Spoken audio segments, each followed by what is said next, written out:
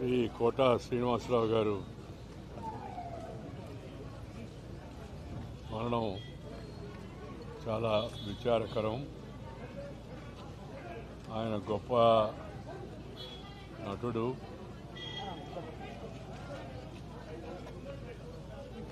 మానవతావాది, విలక్షణమైన పాత్రలను పోషించి మెప్పించి ప్రజల యొక్క అభిమానాన్ని పొందిన మహానటుడు. వందలాది సినిమాలో నటించి అటు విలన్ పాత్రలో ఇటు విలక్షణమైన యాక్టర్ పాత్రలో ఆఖరి వరకు కూడా ఆయన సినిమాలో కనపడితే కాస్త హాస్యం పండుతుంది అనే విధంగా వారి సినిమాలు ఉండేవి. దాంతోపాటు వారు మా హయాంలో భారతీయ జనతా పార్టీలో చేరి విజయవాడ నగరం నుంచి శాసనసభ్యుడిగా ఎన్నికై ఇక్కడ కూడా చురుగ్గా కార్యక్రమాల్లో పాల్గొంటుండేవాడు. ఆ మధ్యకాలంలో వారి కుమారుడు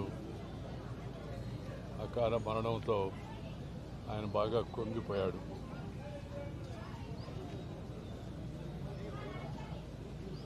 కోలుకోలేని విచారంలో ఇంకా మునిగిపోయి ఉన్నాడు ఆయన. అలాంటి తరుణంలో మరి ఇలాంటి విషాదకర వార్త వారి గురించే రావడం చాలా విచారకరం. కొన్ని ప్రమాణాలు, కొన్ని పద్ధతులు, మంచి సంస్కారం కలిగిన ఒక మంచి నటుడిని తెలుగు చలనచిత్ర పరిశ్రమ కోల్పోవడం చాలా విచారకరం. తెలుగులోనే కాకుండా తమిళ్లో, కన్నడ, మలయాళీ, అలాగే హిందీ భాషలో కూడా నటించేవారు. ఆయా ప్రాంత ప్రజలందరినీ కూడా ఎంతో మెప్పించారు. అలాంటి మహానటుడు ఇవాళ మన మధ్య లేకపోవడం చాలా విచారకరం.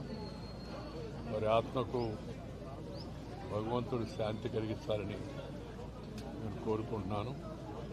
వారి కుటుంబ సభ్యులందరికీ నా హృదయపూర్వకమైన సానుభూతిని తెలియజేస్తున్నాను.